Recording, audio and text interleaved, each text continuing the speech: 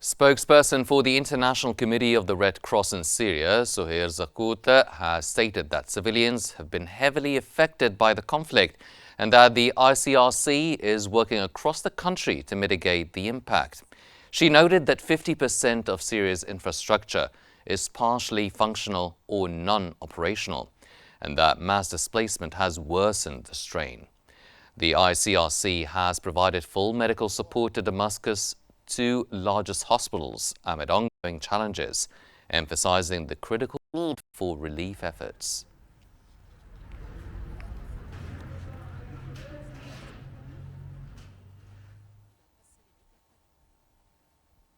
Egyptian President Abdel Fattah al-Sisi and Jordan's King Abdullah II have underscored the importance of preserving Syria's unity and territorial integrity.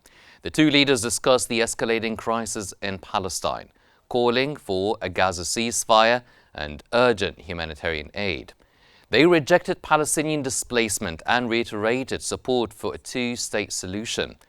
Talks also addressed the Syrian conflict and Lebanon, with both leaders backing the United Nations Security Council Resolution 1701 to ensure regional stability.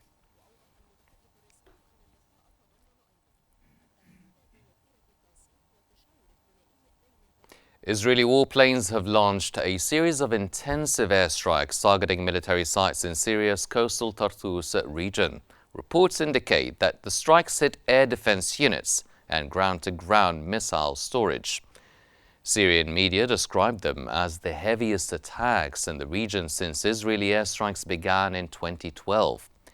The recent raids destroyed military equipment and laboratories, but did not cause any casualties. Israel has been targeting Syrian military sites for years, claiming its goal is to prevent threats from armed factions.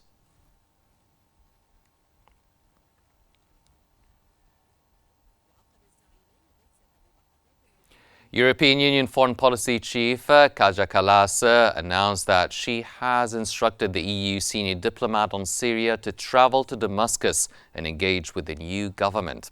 Upon her arrival at an EU foreign ministers meeting in Brussels, Kallas announced that the diplomat would travel to Syria today. She emphasized that the EU would not lift sanctions until Syria's new leadership ensures the protection of minorities and women's rights, while maintaining a unified government that rejects extremism.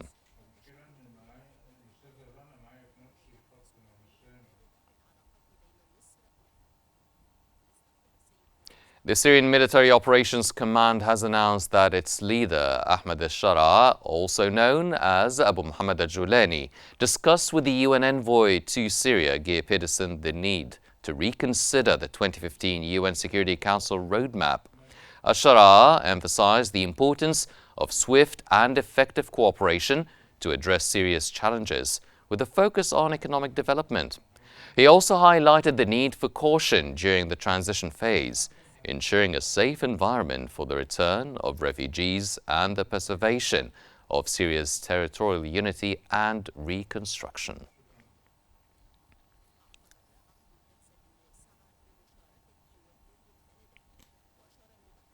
United Nations Under-Secretary General for Humanitarian Affairs Thomas Fletcher has arrived in Damascus, where he is expected to meet with officials from Hayat Tahrir al-Sham. Fletcher stated that the UN aims to facilitate a massive flow of support into Syria to rapidly scale up the delivery of food, medicine and shelter, along with the funds needed to redevelop Syria into a place people can believe in again. But also the funds to redevelop the Syria that people can believe in again. An official at Syria's Latakia port has stated that the main port was operating normally, with ships unloading cargo after several days of delay. The Syrian caretaker government completed the cleanup and debris removal from an Israeli airstrike on the port that occurred a few days ago. Israel targeted military infrastructure in Syria, claiming that leftover weapons could pose a threat to Israel from the new Syrian government.